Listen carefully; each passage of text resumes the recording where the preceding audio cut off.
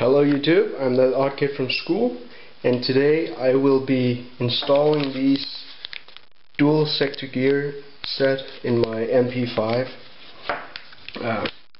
I'll also be using a high torque, low speed U30000 infinity motor and installing this aluminum piston with a full steel tooth rack on it, and finishing off with an M150 spring.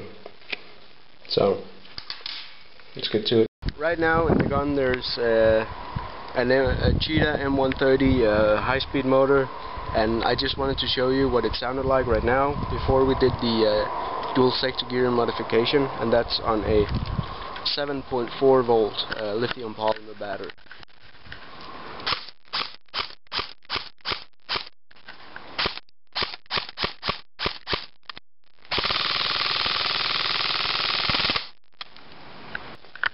Alright, now we have the mech box open. These are the internals that are currently in the mp5. We have a plastic spring guide with a metal washer on it, and what I believe is an M80, maybe an M90 spring. Won't be needing those. The piston is standard stock, one of these standard stock pistons, plastic. There's a little wear on it, but it's not too bad. Maybe use that for another project.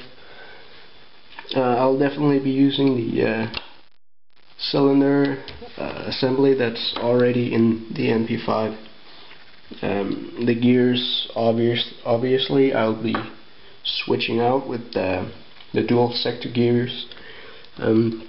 We have metal, I believe they are some kind of ball bearing, but they are metal, which is awesome. Makes my job a lot easier. And just have to clean this out, put in the dual sector gears and re-shim it, and I'll get back to you guys shortly. Alright, so I just got done shimming the dual sector gear set, and it actually wasn't that difficult.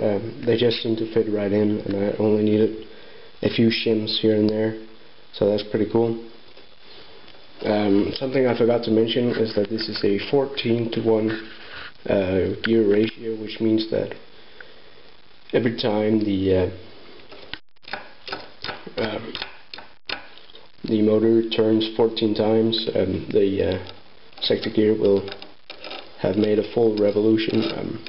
But since there are 2 rounds going off for every revolution, the pinion gear only needs to turn 7 times, which makes it a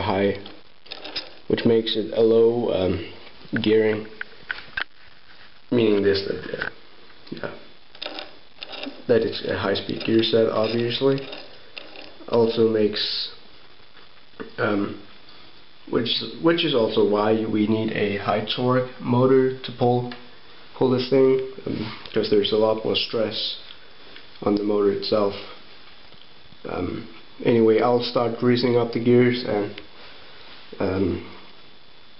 control air seal between the piston and the cylinder, and if everything seems to work out, I'll put it back together and we'll test fire it.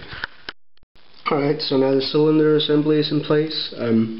Something I had to do was modify the tappet plate a little bit.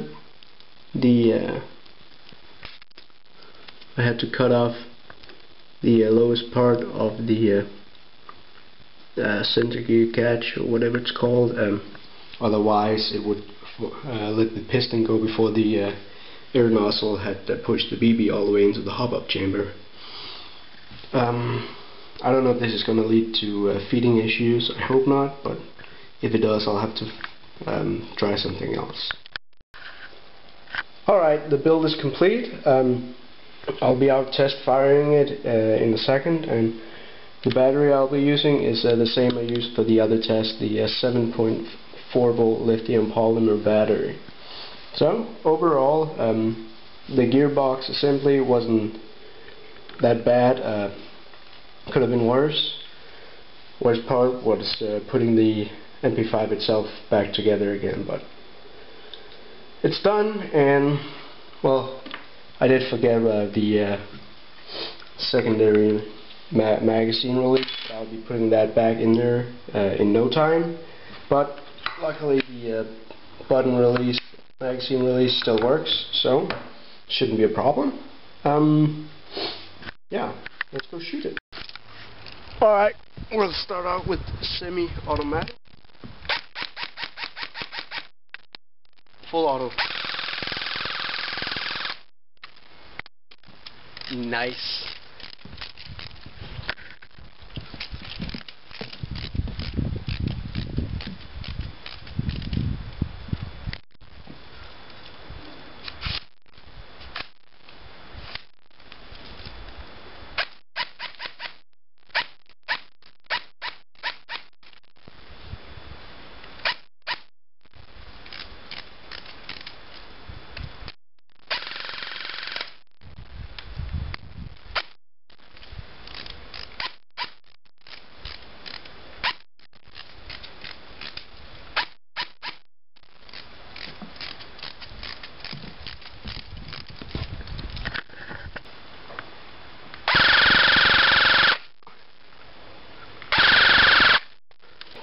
Alright, so as you just saw and heard, it fires pretty good. Trigger response is, well, I liked it. It's pretty good. The rate of fire is perfect for me, I think. However, it sounded like the motor was a little too tight, so I'll have to loosen it up and I'll be ready to play. Thank you for watching this video.